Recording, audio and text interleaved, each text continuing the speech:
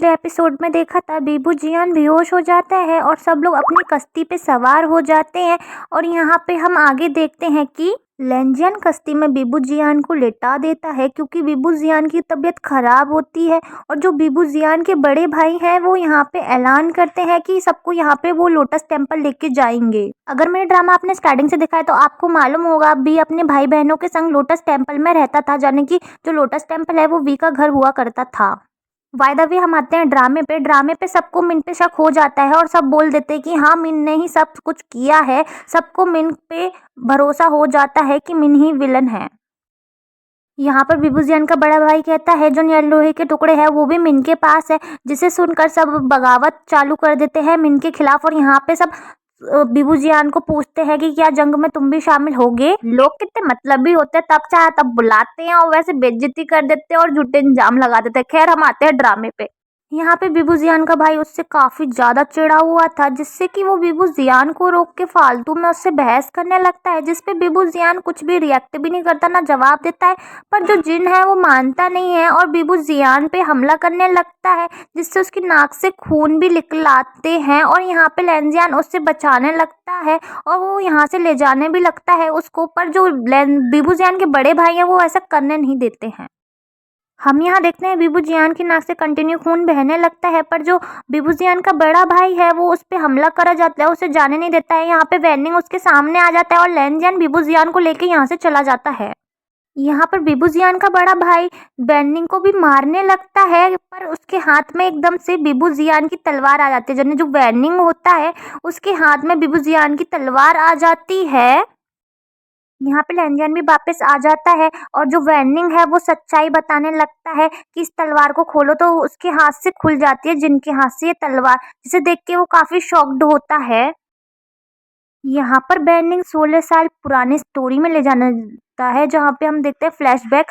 अगर आपने मेरे ड्रामा स्टार्टिंग से देखा है तो आई थिंक ये सीन भी आपने देखा होगा, जहाँ पे बीबू जियान के बड़े भाई की शक्ति छिन जाती है और बीबू जियान अपनी शक्तियों को उसको दे देता है, पर बड़े भाई और उसको किसी को भी पता नहीं होता सिवाय बैनिंग के और बैनिंग की बहन के अलावा। ये बात किसी को पता नहीं होती है।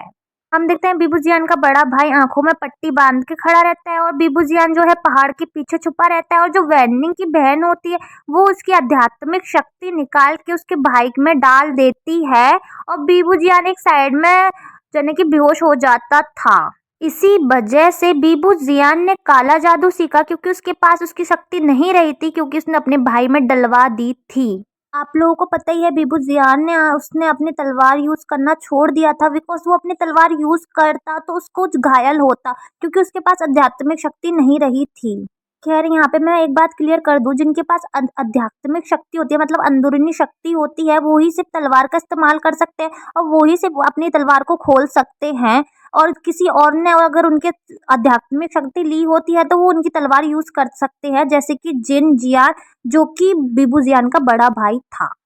खैर हम आते हैं ड्रामे में। यहाँ पे बेहोशी की हालत में लेंजियान और वेनिंग बीबू जियान को ले जाने लगता है और यहाँ पे वेनिंग बीबू जियान के बारे में बात करने लगता है लेंजियान से। यहाँ पे जो वेनिंग है वो मना करता है लेंजियान से कि जो बीबू जियान है उसे ना बताए कि मैंने आपको बता दिया है कि आध्यात्मिक शक्ति उसके भाई को दे दी थी।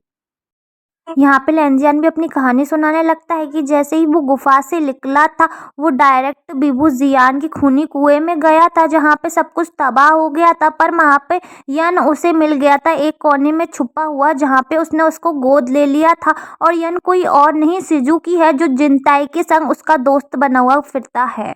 यहाँ पे लेंजियन बताता है कि सुजुकी के बारे में कोई नहीं जानता है, क्योंकि उससे के बारे में किसी को पता ही नहीं है कि वो यन है। अगर वो पता होता कि वो बर्निंग कबीले से है तो उसे भी लोग मार देते, जिस मारे सुजुकी लेंजियान ने उसका नाम रख दिया। यहाँ पे इतने में बीबू जियान को होश आ जाता है, जहाँ पे ये दोनों नॉर्मल होके बैठ जाते हैं और शांति से कोई और बात करने लगते हैं। यहाँ पर भी मिन के बारे में सोचता है, जो कि बताता है उसने एक नक्शा देखा था, या जो कि वहाँ पे लोग जाने लगते हैं।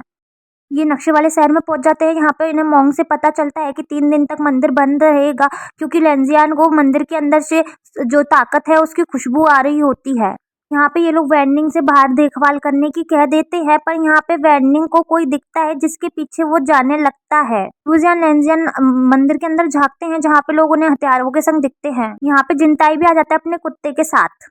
सीन शिफ्ट होता है मंदिर के अंदर, जहाँ पे हमें दिखाए जाते हैं लेंजियन के बड़े भाई, जिन्हें उनको बांध के रखा होता है मिन ने। यहाँ पे लेंजियन कुछ नहीं कर पाता है और बिबुजियान भी कुछ नहीं कर पाता है, क्योंकि लेंजियन के बड़े भाई यहाँ पे बंदी बने हुए होते हैं। इतने में यहाँ पे जिनताई भी आ जाता है, जिनको देख के सबको बंधवा देता है मिन, यानी कि इन सबको रस्सी से बंधवा देता है मिन। खैर हमें दिखाया जाता है मिन जो है मंदिर के अंदर खुदाई करवा रहा होता है, जाने वो यहाँ पे कोई चीज ढूंढ रहा होता है, पर अभी यहाँ पे बताया नहीं गया कि वो क्या चीज ढूंढ रहा है।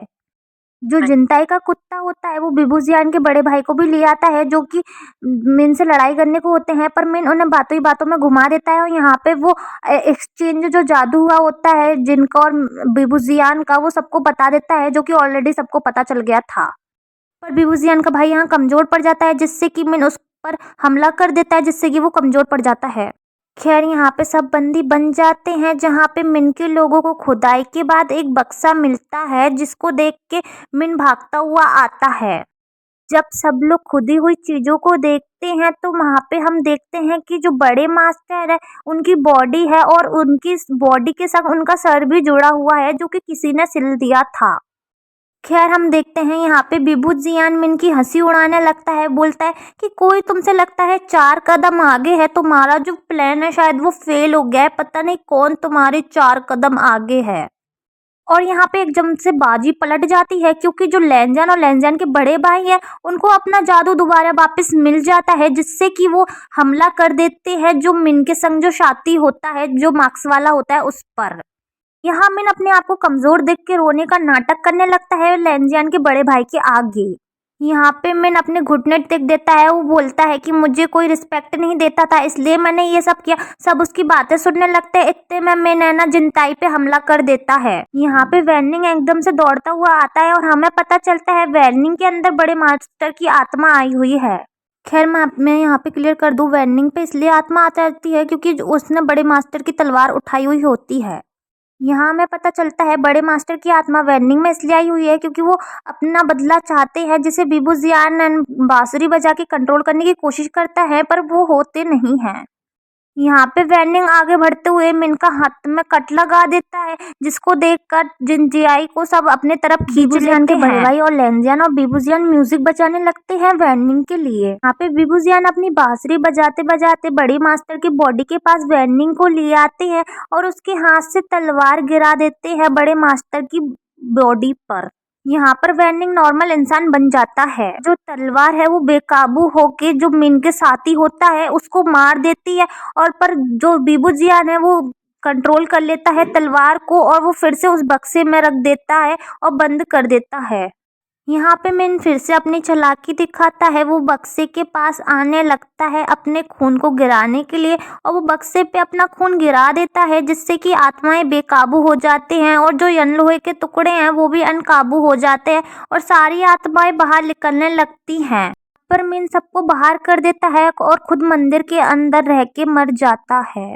जिनताई बाकी सब बाहर आके बिबुजियान के बारे में पूछने लगते हैं, जो कि बिबुजियान वहाँ मौजूद नहीं होता है। यहाँ पर बिबुजियान के बड़े भाई जिनताई को कोई जवाब नहीं देते, क्योंकि उन्हें खुद ही नहीं पता कि वो कहाँ है। यहाँ पे हम बिबुजियान को देख रहे होते हैं, जो कि लेंजियान के संग पहाड़ियों पे घूम रहा होता है, और एकदम यहाँ पे भागते हुए चिल्लाते हुए सुजुकी आता है। वो बोलता है बिबुजियान से कि आपने क्या मुझे पहचाना, मैं कौन हूँ।